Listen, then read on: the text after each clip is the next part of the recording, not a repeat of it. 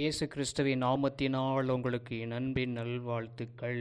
இந்த மாதத்தில் இந்த நாளில் ஜெயம் என்கிற தலைப்பின் மூலமாய் கர்த்தருடைய வார்த்தையை பகிர்ந்து கொள்வதனால நான் கர்த்தரை ஸ்தோத்தரிக்கிறேன். இந்த நாளில் இந்த வேளையில் கூட நீதிமொழியில் 24ஆம் அதிகாரம் 6வது வசனம், நல் யோசனை செய்து யுத்தம் பண்ணு, ஆலோசனைக்காரர் அநேகரால் ஜெயம் கிடைக்கும்.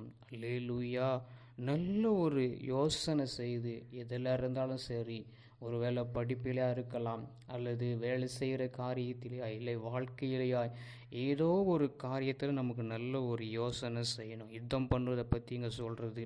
அது மாத்திரமில்லை, ஆலோசனைக்காரால் அநேகரால் ஜெயம் கிடைக்கும். நமது ஆண்டவராகிய இயேசு கிறிஸ்துவே நல்ல ஒரு ஆலோசனை கொடுக்கிறவர். அதனால் அவருடைய ஆலோசனையை கேட்டு நம்ம யுத்தத்தில், நம்முடைய வாழ்க்கையில், நம்முடைய படிப்பில், நம்முடைய வேலை காரியத்தில் அவருடைய ஆலோசனைப்படி நம்ம நடந்தோமா, நிச்சயமாக நமக்கு ஜெயம் கிடைக்கும். அநேகருடைய ஆலோசனையை காட்டிலும் கர்த்தருடைய ஒரே ஒரு ஆலோசனை நமக்கு போதும். நமக்கு ஜெயம் கொடுக்கிற தேவன் நம்மோடு கூட இருக்கிறார்.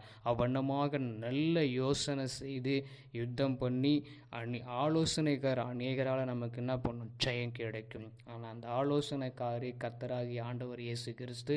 நம்ம அப்படியே ஜெபம் பண்ணுவோம், நமக்கு ஜெயம் கிடைக்கும்.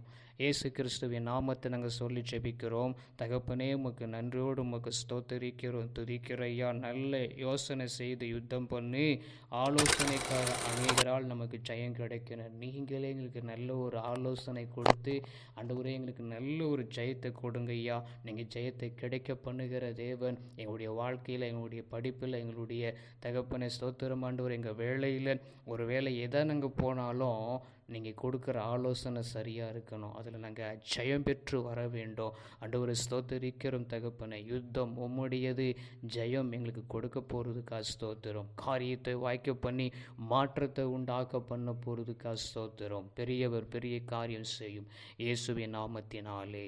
ஆமேன், ஆமேன், ஆமேன்.